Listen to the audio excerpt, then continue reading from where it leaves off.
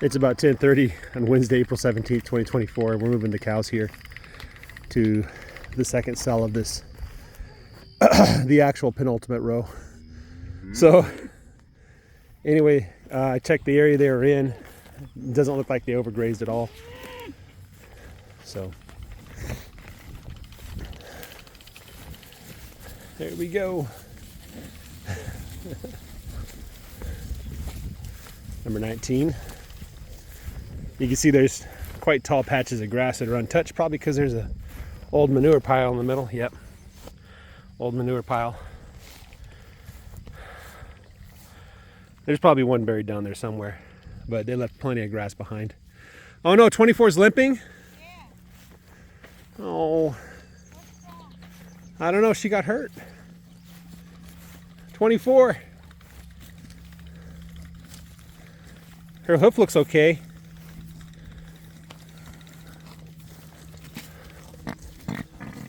Don't stand behind her. Oh, she's missing a hoof. Nope, that's just grass. Yeah, it's just grass. She's fine. Oh, poor 24. There's that youngest calf. That's Blackie's calf. His mom is right here. So, metal tag's looking good. Last year, metal tag was the second best cow in terms of condition. That's metal tag, by the way.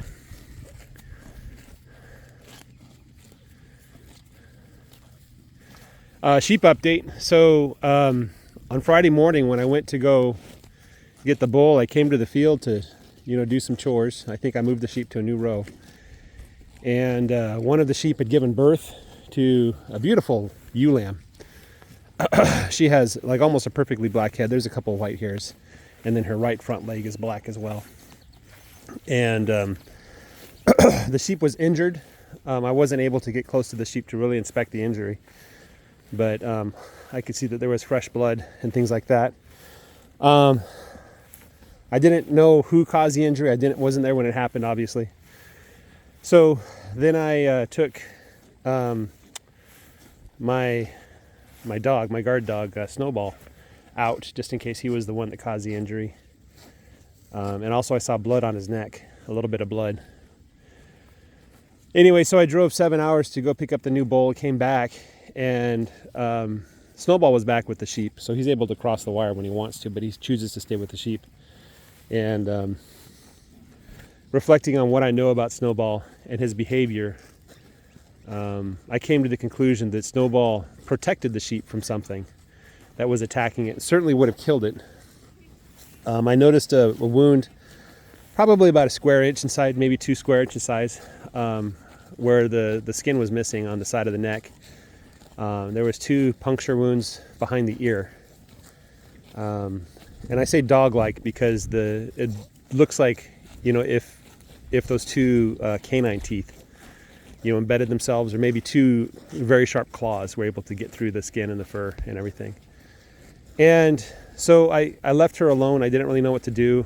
On Sunday, I was able to finally catch her and get a close look at the wound, and I noticed that there was maggots. There was a lot of maggots. And that it was indeed all the way down below the skin. There was, flesh exposed underneath. And so I talked with some friends, and they said, go get the spray. And I got the spray. I sprayed it, I think Monday. And yesterday, I also found a new one on the back of the head, the base of the neck where the neck meets the head. So that one was worse than the side of the neck. And anyway, so I sprayed those down and flushed them out as best as I could. And I was going to trim the fur away so I can spray like this bandage material on it that's made from aluminum oxide. It's supposed to make some kind of bandage that seals the wound. But I didn't do that just because of the fur that was in there. I didn't want the fur to get trapped inside the bandage. So that was yesterday, Tuesday, I went with my daughter to the field and I saw the sheep, and I could see that the back of the neck, the skin had come completely off. And just maggots everywhere. It's filthy and disgusting. And I asked my daughter, I said, do you think the sheep can survive? And she's like, no, there's no way.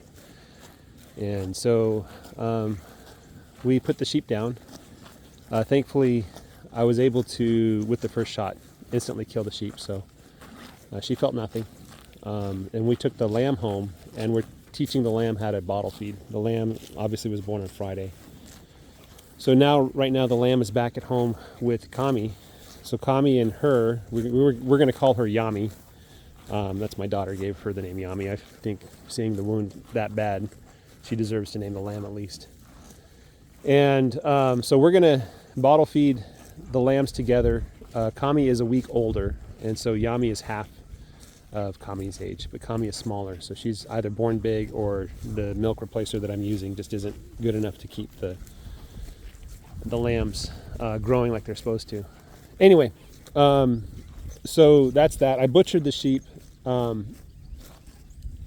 don't know how the sheep was alive. I really don't.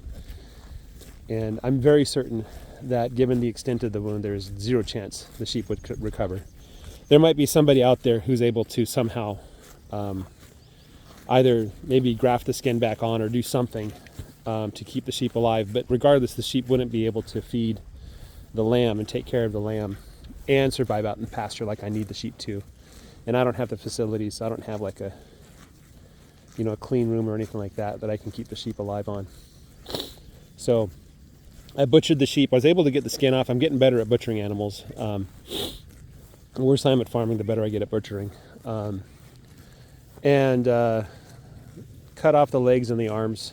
I'm always surprised with sheep how easy it is to cut the arms off. It's like they're not even connected to the rest of the body. They're just floating there. The legs is super easy too. Once you find the hip joint, which is pretty easy to find, you're just trying to go along the hip and get as much meat as you can off with the leg. So anyway, so the dogs will get a little bit more sheep meat, which I think they appreciate. I think it's good and nutritious. There was plenty of fat on the sheep. She was in good condition. I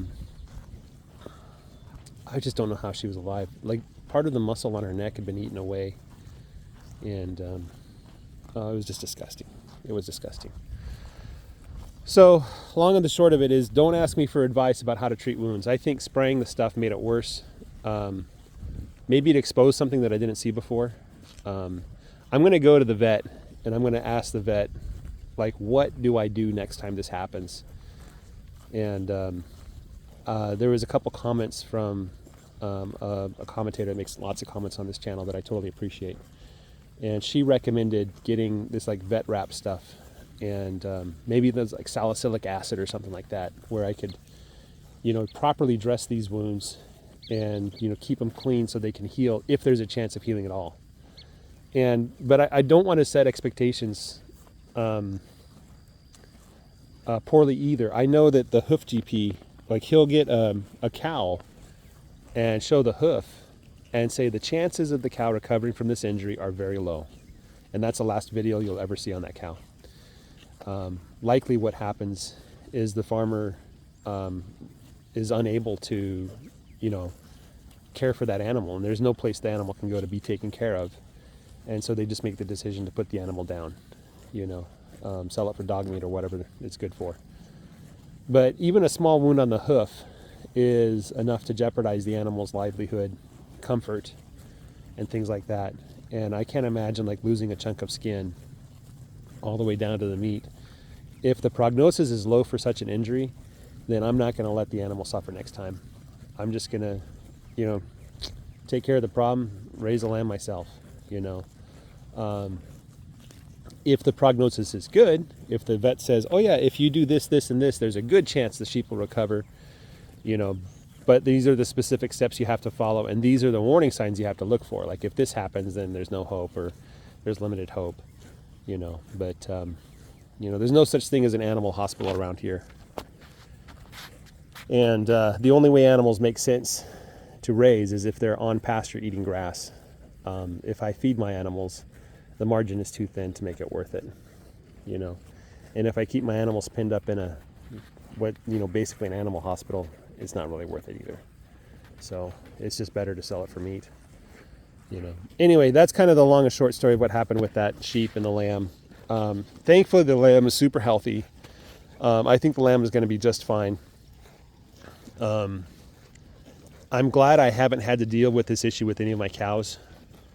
But I'm sad because I know that this is not the last time this is going to happen. So I'm going to do some more research on guardian dogs. I'm going to see if Snowball is able to really step up to the plate. I think he has good instincts. I've seen him do some things that make me really excited for him as a guard dog. And I think I'm at the point where if I could press a button and copy Snowball, make 3 or 4 copies of him even, I think I would do that. I think it would be better for the sheep and for me. I can't say that about any of my other dogs. And I will look into getting guardian dogs. And given the numbers I'm going to run, if the guardian dog costs $1,000, it's probably worth the investment. You know, especially if I can be assured that the guardian dog will do the right job. So I'm gonna go down on the 26th, Friday the 26th, to a fellow who's been doing sheep for a long time, the way I want to do sheep. 2 strands of wire. I'm planning on buying 50 sheep from him, and I'm gonna just drill him for questions and answers, and because you know, no matter how long I've been doing this, there's still stuff that I have no idea about, you know, and all the mistakes that I make due to ignorance and incompetence, like the inability to do certain tasks, that's costing me.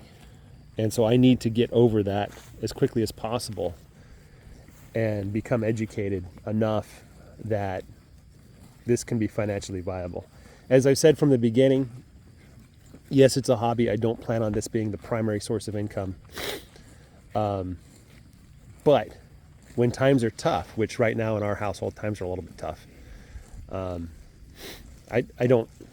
I'm not comparing myself with people who are actually having a tough time. I'm saying that times aren't like, oh my goodness, money is raining out of the trees and I don't know what to do with all this money. But when we make financial decisions, I want this farm to be one of those things where we agree it does not make sense to stop doing it. And the only reason that would happen is if we make money, if we're making value and wealth out of this, which so far it is, but you know, it'd be really nice if we can say financially it makes sense to put more money in here. You know, that's what I want it to be, is that source of thing where it is a hobby. I'm enjoying every minute of this, but it's making money as a hobby. It's not a money sink. It's not like woodworking where I can't sell the furniture, where I decide that, you know, hey, times are a little tough. I'm going to sell my, you know, planer or whatever machine. You know, here if times are tough, then we double down. We do more of it to make more money. That's what I want it to be. Anyway, guys, have a great day. Take care and bye-bye.